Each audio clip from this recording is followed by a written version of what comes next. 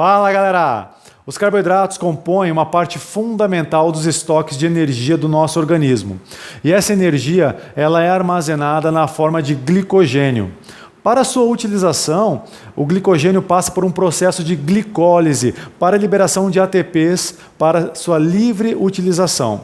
Contudo, um dos substratos desse processo é o ácido pirúvico, que posteriormente se transformará em ácido lático.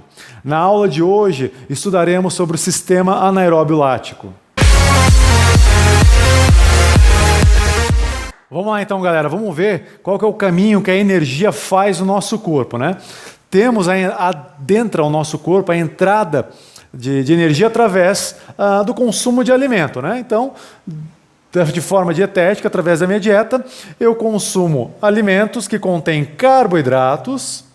Esses carboidratos, através do meu sistema digestivo, ele vai ser degradado, né? Então vai ser degradado em menores moléculas. E aí eu vou encontrar o açúcar desse carboidrato, que é a glicose, né? Eu tenho a glicose ali então disponível no meu sistema digestivo e eu vou começar a armazenar essa glicose. E para armazenar essa glicose, eu vou utilizar de 3 caminhos, né? Eu vou utilizar essa glicose armazenada nos meus músculos, eu vou utilizar essa glicose armazenada no fígado e eu também tenho, eu quase que não posso chamá-la de armazenamento, a glicose sanguínea, né? Glicose corrente para pronta utilização. Então, mas também é um caminho para onde eu vou direcionar a glicose proveniente do consumo de alimento. Muito bem. Nos músculos, essa glicose ela vai ser armazenada na forma de glicogênio, que é uma molécula maior, né? Uma quantidade maior de glicose juntas, né? Então, a glicose chegou no músculo e é armazenada na forma de glicogênio.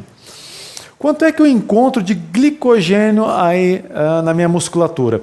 Eu encontro aproximadamente 500 gramas, olha só, de glicogênio armazenado na minha musculatura. Mas eu estou falando isso de uma forma geral. Eu estou falando isso no meu corpo todo, em todos os meus músculos, né?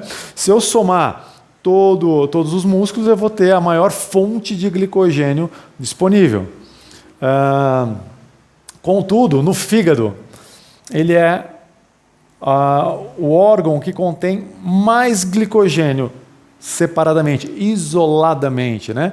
No fígado eu tenho aproximadamente 110 gramas de glicogênio, o que reflete aproximadamente 10% do peso desse órgão, tá? Enquanto que na musculatura isso daqui reflete aproximadamente 0,7 gramas. Então é bem menor separadamente, contudo é maior na sua junção, tá certo?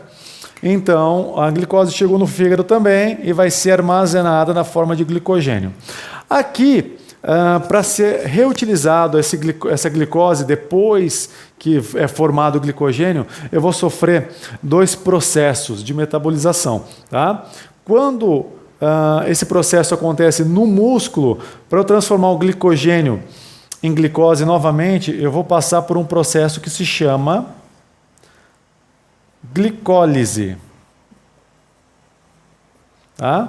A quebra do glicogênio. Então, eu vou quebrar novamente esse glicogênio para liberar glicose e para essa glicose poder ser utilizada como ATP.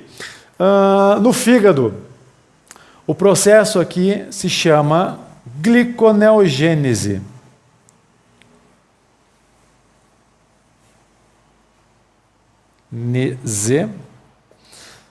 Onde vai transformar essa molécula, essa macromolécula de glicogênio, em uma molécula menor de glicose que para também ser utilizada como ATP. E lá no sangue eu tenho lá a glicose sanguínea, né, a glicose corrente, que aproximadamente são 15 gramas ali de glicose na corrente sanguínea. Vamos ver um pouquinho agora das características desse sistema, que é o sistema anaeróbico lático. Muito bem, pessoal, vamos caracterizar então esse sistema que nós estamos vendo, que é o sistema anaeróbico lático. Dá uma olhada na tela aqui, vamos verificar a intensidade do exercício, a intensidade alta, né, varia de 78% a 94%, da frequência cardíaca máxima. Exercício de curta duração, aproximadamente 40 segundos, 1 minuto, 2, 3 minutos. Substrato energético utilizado, glicose e glicogênio. Um treinamento intervalado, fadiga através da acidose metabólica e uma recuperação ativa. Vamos verificar agora, no gráfico que eu vou passar para vocês aqui atrás, onde é que inicia então a predominância do sistema anaeróbico lático em cima do sistema anaeróbico alático. Muito bem, então galera, vamos tentar entender aqui onde começa o predomínio do sistema anaeróbico lático em cima do sistema anaeróbico alático. Por exemplo, vou fazer uma corrida de 100 metros. Corrida de 100 metros é uma corrida muito curta, muito rápida. Atletas executam aí uma corrida de 100 metros em menos de 10 segundos. Então, por uma atividade de menos de 10 segundos, uma atividade de uma intensidade muito alta e de uma curtíssima duração, a energia provém do sistema anaeróbico alático, então, da ressíntese do ATP através da creatina fosfato. Contudo, vamos dizer que eu não quero mais fazer os 100 metros, eu quero fazer agora os 400 metros. Eu tenho uma degradação muito rápida, na verdade, do poder de síntese, de ressíntese da creatina fosfato, né? Então, eu estou numa atividade de 400 metros, a creatina fosfato passa a não dar conta de fazer a ressíntese, porque ela está em constante degradação. A gente consegue ver isso aqui, ó, no nosso quadro. Então, eu tenho aqui a produção e o fornecimento de ATP, eu tenho a creatina fosfato sendo degradada durante o exercício, em contrapartida, eu tenho uma elevada curva de lactato. Lembrando que o lactato ele é um subproduto que vem lá da quebra do glicogênio, da metabolização do glicogênio. Depois eu tenho o subproduto ácido pirúvico e depois eu tenho o subproduto lactato. Então, em aproximadamente aqui eu começo a predominância do meu novo sistema anaeróbico lático, né? Porque eu começo a utilizar a energia proveniente do glicogênio. E aqui eu consigo verificar isso com mais clareza, tá certo? Vamos entender qual que é o caminho que a glicose faz para adentrar a célula muscular para poder ser metabolizada e realmente exercer a sua função, que é de gerar energia ou ser armazenada para gerar energia posteriormente. Um caminho que ela faz até aqui, a gente já entendeu, acabei de explicar para vocês, pela ingestão de alimentos, a ingestão de carboidrato, pela degradação. Pois bem, agora eu tenho essa glicose na corrente sanguínea para adentrar a célula muscular. O que a gente precisa saber é que essa glicose ela é hidrossolúvel, então isso não permite com que a célula não permite que ela adentre a célula muscular por si só. Para que isso possa acontecer, eu vou precisar de um facilitador, eu vou precisar de um transportador. E quem faz essa função de transportar a glicose para dentro da célula é a insulina, tá certo? Tanto é quando a gente ingere um alimento, um açúcar, um carboidrato, o nosso pâncreas ele começa a produzir mais insulina para que ele possa fazer essa função de transporte, tá certo? Pois bem, então eu tenho aqui também na minha corrente sanguínea, eu tenho a insulina circulante. Eu sei que a glicose não pode se acoplar à minha membrana, que é a membrana da minha musculatura, da minha célula muscular. Porém, porque ela não apresenta receptor para a glicose. Contudo, ela apresenta receptor para insulina. Então eu tenho aqui o receptor de insulina que se chama IR.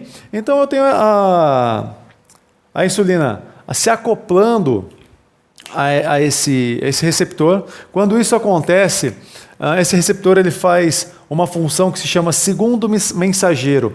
Ele vem aqui na bolsa do GLUT4. O GLUT4 é um transportador de glucose. Glucose, T de transportador. Então é um transportador de glicose. Por que 4? Porque o GLUT ele faz parte de uma linha de GLUT e o GLUT4 ele se apresenta, ele acontece na fibra muscular, na célula muscular. Pois bem, o IR veio aqui através do segundo mensageiro, ativou essa é uma vesícula, né? Ela é uma bolsa que ela fica armazenada e essa bolsa se rompe a partir desse momento. E aí esse GLUT4 ele vai se acoplar à membrana aqui, ó, da minha célula, permitindo que dessa forma eu tenho a entrada da glicose para dentro da célula muscular. Tá? Uma vez essa glicose dentro da célula muscular, ela vai percorrer mais aí 2 caminhos, né? Enquanto atividade, enquanto exercício, ela vai entrar num processo de glicólise, né? Que é a quebra para gerar a energia pro ATP. Quando em repouso, ele vai ser armazenado na forma de glicogênio. Muito bem. O que a gente vai ver agora é como funciona essa fase da glicólise. A glicose ela é sempre separada em 2 momentos, em 2 fases. E, ao total, são 10 passos que acontece para que ela possa gerar realmente os ATPs para a atividade que acontece dentro do sistema anaeróbico lático. A gente vai ver isso agora. Algo importante que nós precisamos saber é como funciona a glicólise, é como o nosso organismo transforma a molécula de glicose em energia propriamente dita, como ela transforma a glicose em ATP. Aqui do lado, no seu vídeo, você vai poder ver o processo de glicólise sempre acontece em 2 momentos, em 2 fases. A primeira fase, fase de preparação, e a segunda fase, a fase de liberação de energia. Para isso, ela passa por 10 passos, onde nós vamos poder ver os principais deles aqui no quadro agora. Vem para cá. Bom, então, no primeiro passo da primeira fase, a fase de preparação, eu tenho uma molécula de glicose que vai se utilizar de um ATP na presença da enzima hexoquinase. Hexo, só para a gente esclarecer, vem de 6, tá? Uma cadeia aqui de 6 carbonos. Então esse ATP ele vai ser hidrolisado pela enzima hexoquinase e vai se transformar em ADP, fornecendo um fosfato para essa glicose, transformando essa glicose em glicose 6-fosfato.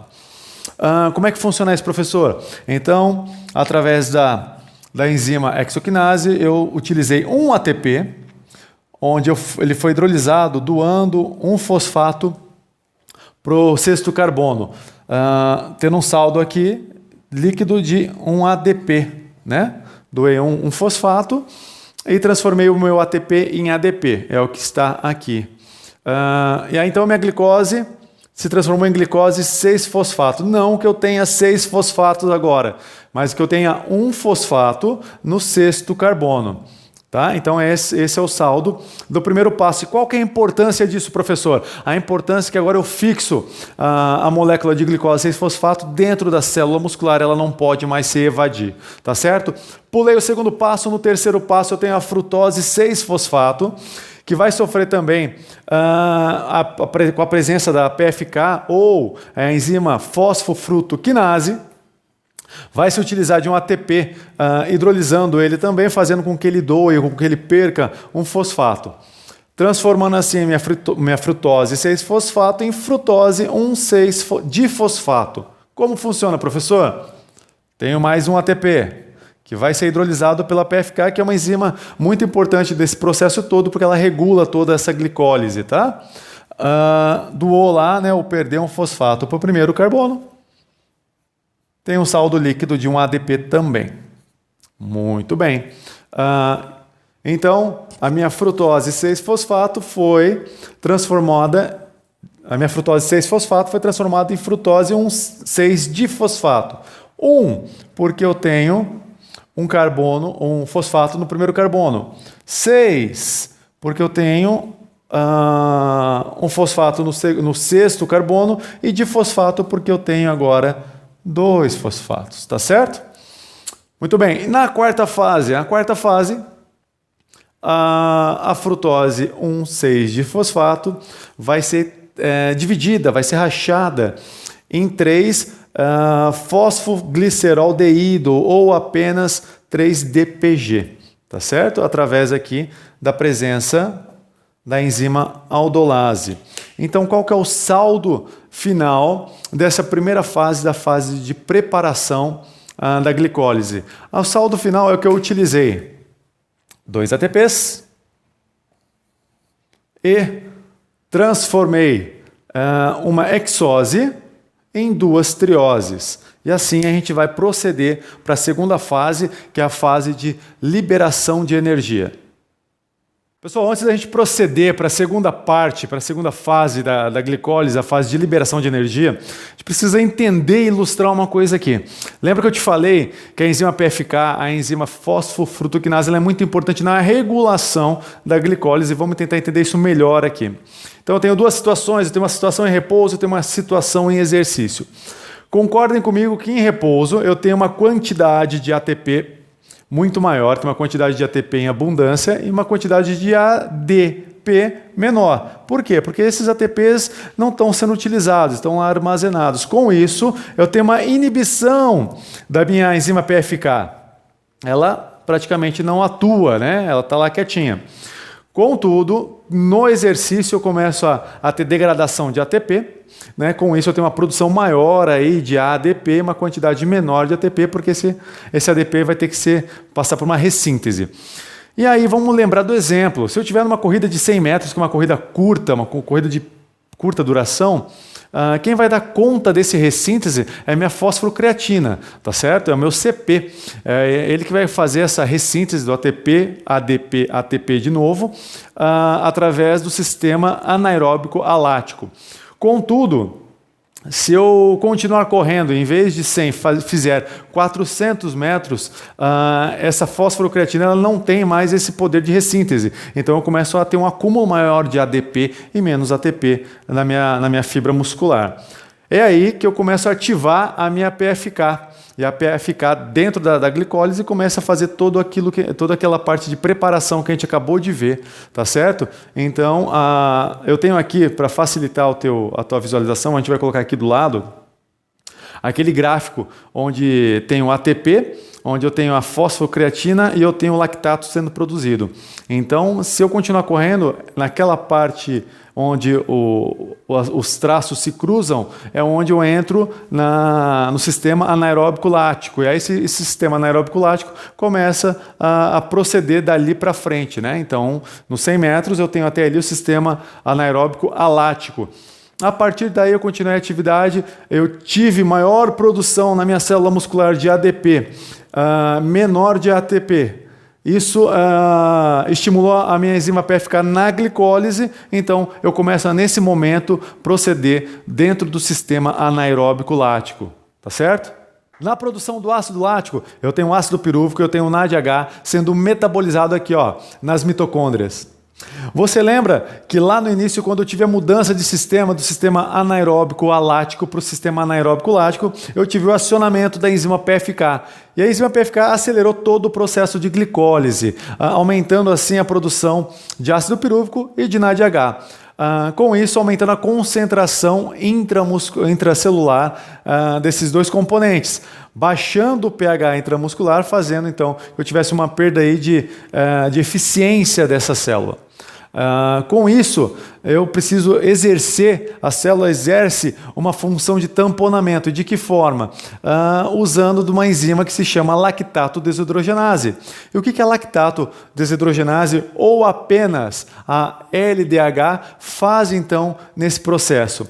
Ela vem aqui e ela soma os hidrogênios do ácido pirúvico com o NADH. Então eu tenho o ácido pirúvico, o C3, H4O3, somado aos 2 hidrogênios do NADH.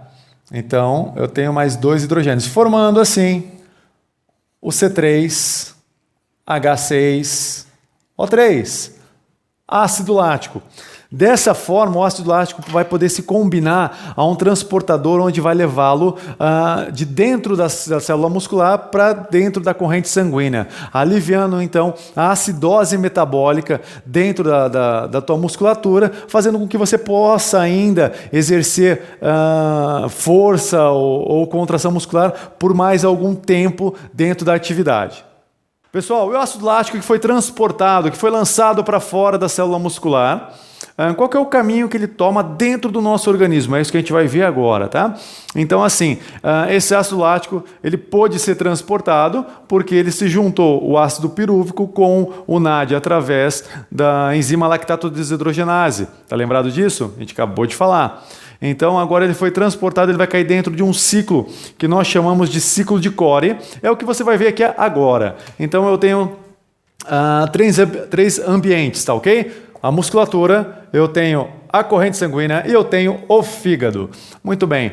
Lembrando que na musculatura eu tenho estoque de energia na forma de glicogênio, eu tenho a glicose que vai cair no processo de glicólise e vai me dar como subproduto o lactato, né? O ácido lático.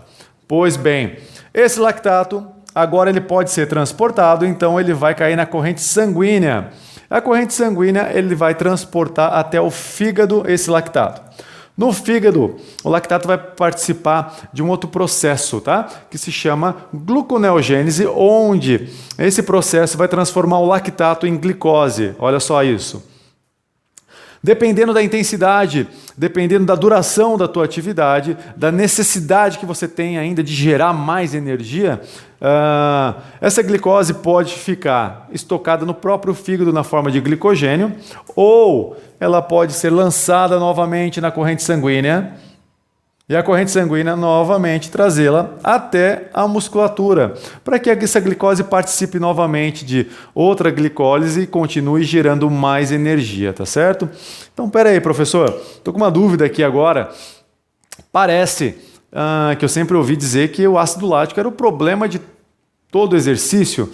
Se eu fizer uma atividade muito intensa, onde eu esteja trabalhando no sistema anaeróbio lático, o ácido lático não vai permitir que eu continue exercendo essa atividade, continue exercendo contração muscular. O ácido lático vai promover minha fadiga muscular, sim ou não? Não.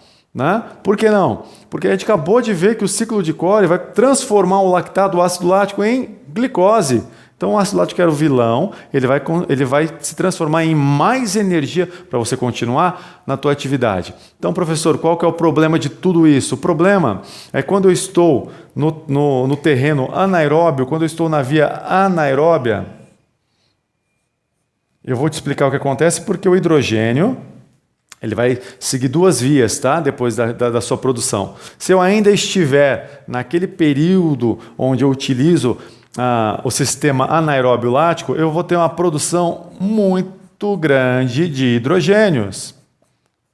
Professor, mas lembra que o NAD removeu o hidrogênio? Lembro, mas dependendo da intensidade do teu exercício, você tem muito mais produção de hidrogênio, onde você não tem NAD suficiente para fazer essa remoção em tempo hábil. Logo, eu tenho na minha célula muscular uma quantidade muito grande de hidrogênio, deixando essa célula, esse ambiente muito ácido, baixando o pH intramuscular. Lembra que a gente já conversou sobre isso?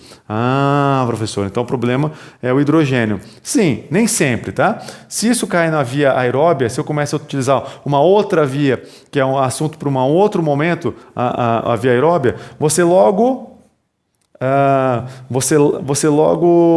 faz a conexão, que via aeróbia, lembro de oxigênio. Então, aqui eu vou ter a presença de um oxigênio, formando o quê? H2O, formando água, e aí esse hidrogênio vai ser excretado, vai ser eliminado na forma de água, tá certo? Pessoal, chegamos ao final de mais uma aula.